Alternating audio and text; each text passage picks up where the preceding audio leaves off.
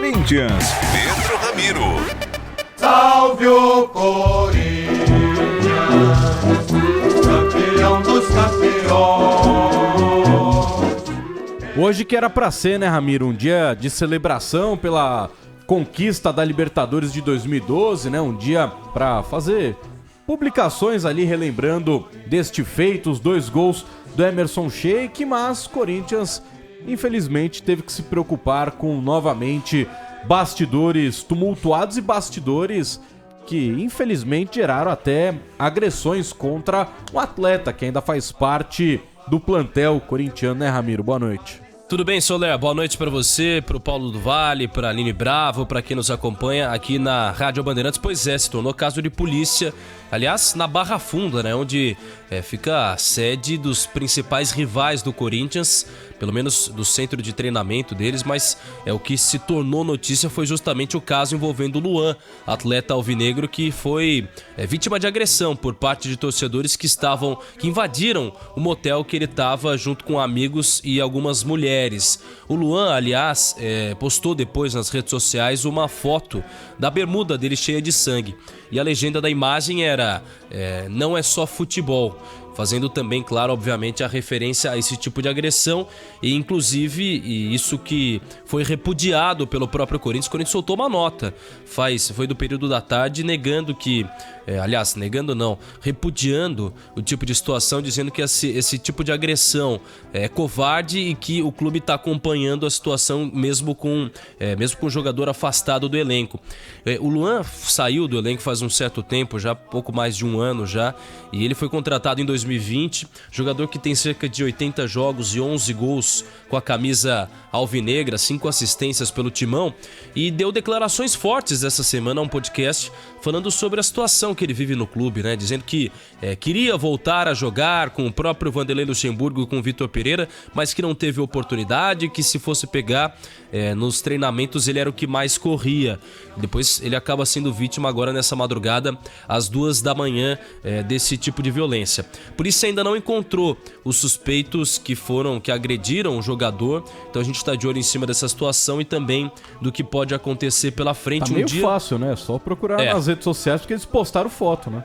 Tem vídeo, tem tudo, tem imagem, tem voz. Tá fácil pra polícia achar, né? Aliás, só querer um pouquinho mais.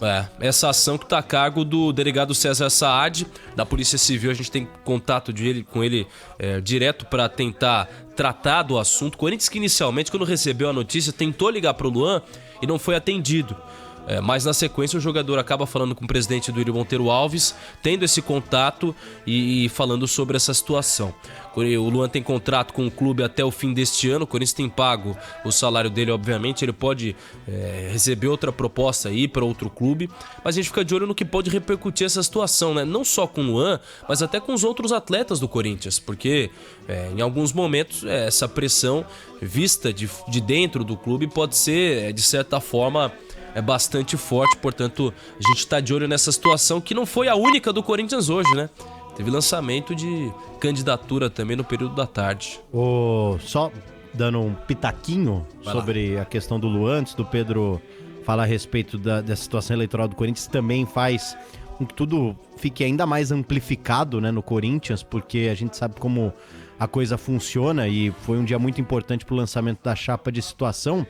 Cara, sobre o Luan, o que mais me espanta parece que a cada dia que passa a gente vai renovando o nosso espanto com relação a algumas atitudes dentro do futebol, né? Que vem de fora pra dentro, porque é justamente o torcedor invadindo a privacidade de um jogador que... Isso já seria um absurdo, né? De qualquer forma, acho que já seria um absurdo. Mas os caras foram atrás do Luan no motel, que é um jogador que, mesmo que quisesse, ele parece querer, e aí vai de cada um acreditar ou não se de fato ele quer ser útil ao Corinthians ainda. Óbvio que isso não vai acontecer, né? Já era uma carta fora do baralho, mas não por decisão do Luan. Óbvio que as atitudes do Luan, a postura dentro de campo do jogador levaram com que a diretoria afastasse o atleta. Mas a partir do momento em que ele está afastado, ele não faz parte nem da rotina do dia a dia do Corinthians. Tanto que no podcast, né, essa semana, divulgado pelo Denilson e pelo nosso Chico Garcia, ele revela que foi atrás do Vanderlei Luxemburgo pedindo para que ele tivesse a oportunidade apenas de ser reintegrado, de mostrar no treinamento que ele ainda poderia ser útil. E aí vai da diretoria, vai da comissão técnica definir isso.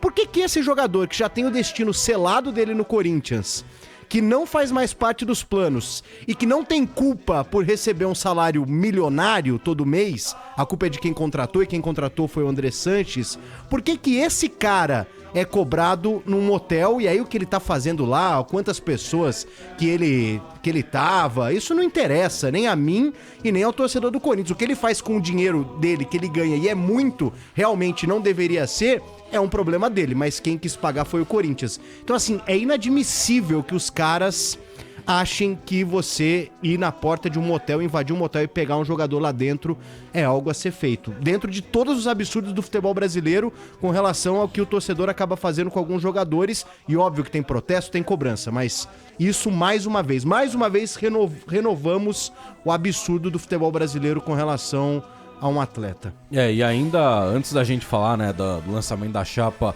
do André Luiz, Ramiro, também esses mesmos organizados espalharam, né, em pontos da cidade de São Paulo, várias faixas de ameaças contra o Duílio, membros da direção e contra o próprio elenco, né? Aliás, até a frase mais corriqueira desse novo tipo de protesto é a seguinte, abre aspas, ei você aí, acabo com a sua vida se o Coringão cair, fecha aspas. Até a gente perguntou ao Cássio sobre a situação, é claro que ainda não tinha tido essa situação com o Luan, mas ele falou que para quem quer jogar no Corinthians esse tipo de pressão é normal, mas essas ameaças não podem ser normais, né? É um fato que acontece, tem sido até corriqueiro nos últimos dias e que até de certa forma alguns torcedores têm espaço dentro da diretoria, eles acabam entrando para conversar com diretores, com gerente de esporte, com alguns jogadores, mas esse tipo de violência é óbvio que o Corinthians repudia e também esse protesto, só pra fechar também sobre repudia, mas é isso que você já disse, né? Já deu margem pra acontecer. Os caras recebem todo mundo lá dentro, toma cafezinho com os caras lá dentro, deixa conversar, deixa entrar. Também tem uma ligação forte de ambos os lados, né? Acaba sendo alimentado, né? Pela própria diretoria, mas ainda sobre esses protestos, eles têm várias faixas em todo o Brasil, inclusive fora do Brasil, aliás. Algumas delas falando sobre essa situação do acabo com a sua vida e tal, mas a boa parte delas, como fora do Ilho, fora Alessandro, fora renovação e transparência, diretoria sem planejamento, atenção diretoria, a Fiel não está à venda, entreguem o Corinthians para o povão. Criado por operários, roubado por empresários. Duílio, pior presidente, ou ganha ou é guerra. Essas são as faixas que estampam aí a torcida organizada, não só pelo Brasil, mas São Paulo, outros estados e também fora do próprio país, que a gente tem acompanhado essas manifestações da torcida organizada.